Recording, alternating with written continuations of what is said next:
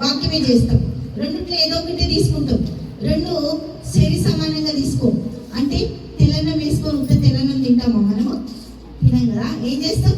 కొంచెం కూర, కొంచెం పచ్చడి, కొంచెం పెరుగు, లాస్ట్కి ఇంకేమైనా కూరగాయ ఏమైనా ఉంటే కూడా అన్నీ సర్దుకొని మనము కంప్లీట్ చేస్తాం. లంచ్ అయినా డిన్నర్ అయినా కదా. దేవుడికి స్తోత్రం. హల్లెలూయా. అయితే దేవుడు ఏమంటాడంటే నీ ప్రార్థన బలమైంది. పక్కనంతా చెప్పండి, నీ ప్రార్థన చాలా బలమైంది. అయ్యో నీకు తెలుసా నా ప్రార్థన ఎంత బలమో? చెప్పండి, అయ్యో నీకు తెలుసా నా ప్రార్థన ఎంత బలమో? హల్లెలూయా. దేవునికి స్తోత్రం.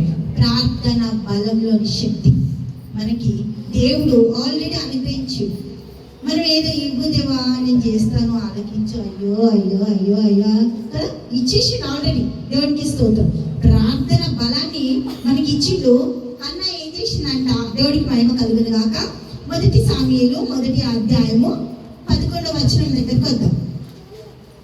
11వ వచనము చూసే ముందు 10వ వచనం దగ్గరికి వెళ్దాం ఒకసారి. బహు దుఃఖాకాంతురాలై వచ్చి యెహోవా సన్నిధిని ప్రార్థన చేయించు, బహుగా ఏడ్చుచు. దేవుడికి మహిమ కలుగును గాక. హల్లెలూయా. ఏం చేసిందంట అన్న? దేవుని సన్నిధిలోకి వచ్చేసిందంట. హల్లెలూయా. దేవుడికి మహిమ కలుగును గాక.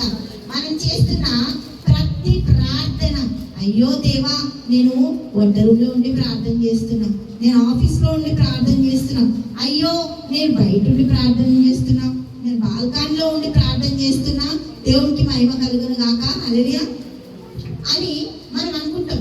కానీ మనం ఎక్కడ నిలబడతాం? అక్కడ దేవుని సన్నిధి అంట. దేవుడికి స్తోత్రం. మనం నిలబడ్డ దగ్గర, మనం ఉన్న దగ్గర, మనం ప్రార్థించే దగ్గర అపవాదికి చోటు ఉండదా?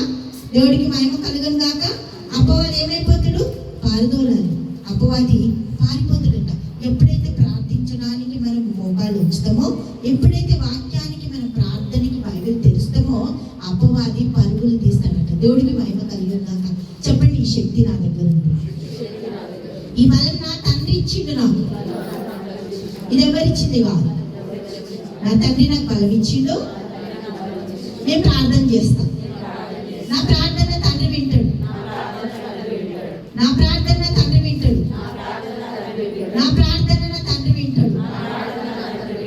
ఎంతమందికి భరోసా వచ్చింది దేవుడు ప్రార్థన వింటాడని? దేవుడికి స్తోత్రం. హల్లెలూయా. ప్రతి ఒక్కరి ప్రార్థన దేవుడు అంగీకరిస్తాడు. 11వ వచనం చూద్దాం. సైన్యములకు అధిపతి యెహోవా, నీ సేవకురాలనైన నాకు కలిగి ఉన్న శ్రమను చూచి నీ సేవకురాలైన నన్ను మరొక జ్ఞాపకం చేసుకొని నీ సేవకురాలనైన నాకు మగపిల్లను దయచేసిన ఎడల వాని తల మీదికి క్షౌరపు కత్తి ఎన్నటికీ నేను రానియక వాడి బ్రతుకు దినములు అన్నింటను నేను వానిని యెహోవావు నీకు అప్పగిత్తునని ఆమె ప్రార్థన చేసిందంట. దేవుడికి మహిమ కలుగును గాక. దేవుడు ఆమె ప్రార్థనని అంగీకరించి చక్కటి కుమారుని అనుగ్రహించిందంట. మన ప్రార్థనకి దేవుడు మంచి కుమారుని అనుగ్రహించిండు. హల్లెలూయా. దేవునికి స్తోత్రం. అయ్యో నాకు బిడ్డలో ఉన్నారు, కొడుకులు లేరు కదా.